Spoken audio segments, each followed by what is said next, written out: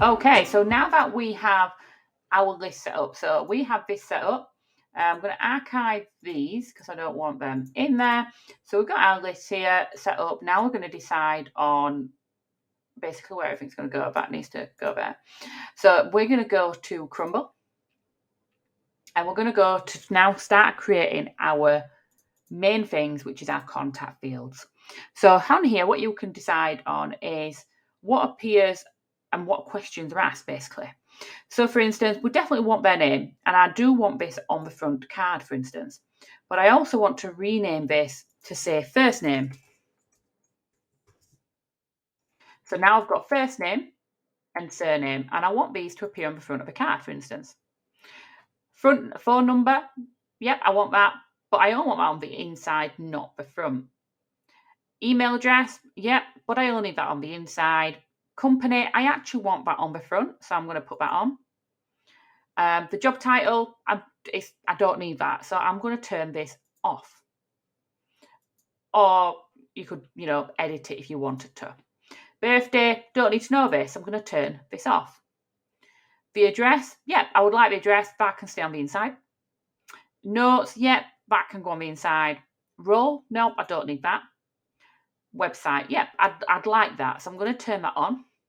And that's it. And then the next thing is I might want to put in something else, such as I may want to add a new contact field, which could be that I want to put in some data that I want to actually put their social platforms in there. So I could put this here, LinkedIn profile.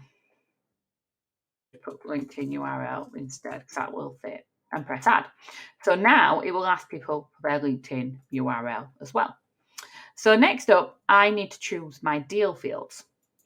So I'm going to show you what this means in a minute, okay? So this is actually saved some that I've already previously set up. But basically, I need to have the deal value, but I want to press the edit pencil and change it to United Kingdom pound.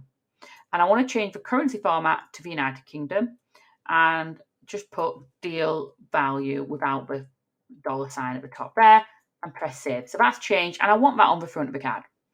Now, where it says source, if you press the edit, you can see I added all mine in here. So I've already added mine all in, but basically you want to add in any more extras that you want. Now, I have a lot. You don't need to have this many, but think wherever possible places that your leads could come in. And you can edit them or basically on here as required for what you need. Then the creation date, I would like to know when the lead date comes in, but I'm going to rename it. So instead of creation date, I'm going to put inquired date and press save.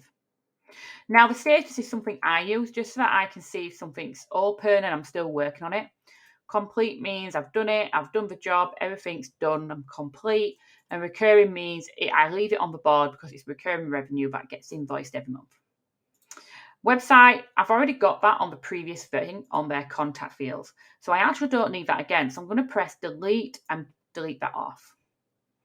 And I've got to write confirm.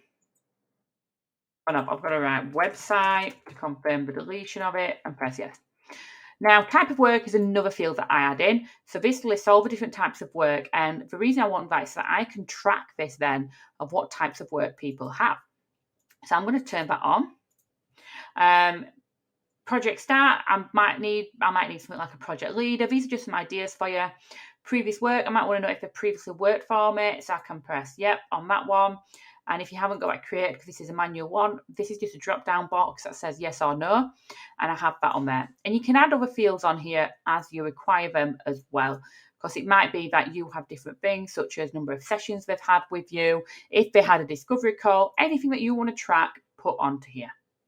Then when we go to general here, what we want to do is just make sure we've got it in the right format. So I already do day, month, and year. And you can change the reasons that if you mark someone as lost, it'll ask you why. And you can change these reasons in here and then just press save. So now that we've created our fields, I just want to show you how these fields work. So if I was to get a new lead in, so Harry Potter came in, I'm just going to name it Harry Potter, and then click on him. And then now what I can do is add a contact. So I can create a contact. I'm going to put Harry Potter. So you can see it's asking for first name, not name, because I renamed it. if I've got their phone number here, I could put that in there. I could put the email in here. I can put the details of the company, address if I want. I don't have to fill everything in. I can put little or as much information as I want. Because sometimes I might get a new lead from LinkedIn, so I don't have their email address. So I'll leave that blank and then fill it in when I get it. And then I'm going to press save. So now we can see Harry Potter is over here.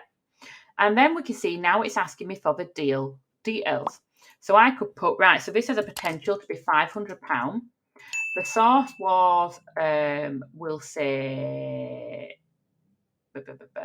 what source could be? Instagram. It's currently open because I was still currently discussing it. I'm very interested in a power hour, and no, I've not worked with them before. And I can press update deal.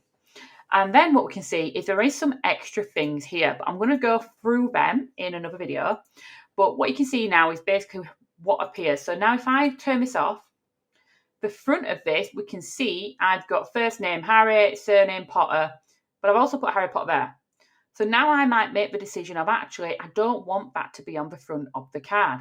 So I can go back into Crmble, settings, contact fields, and where it says first name, I'm going to turn it off so that it doesn't appear in the front of a card.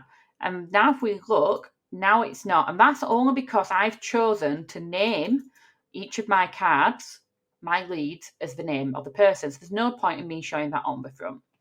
And this description box is very handy for you just to type the information in. So I would usually type in the message or copy in the message that I've had from someone, such as if someone sent me an email, I might put, hi Laura, I've heard you are amazing at Trello. Could I book a power hour with you? You know, and then press save. And there we go. So you can use the description in there as well.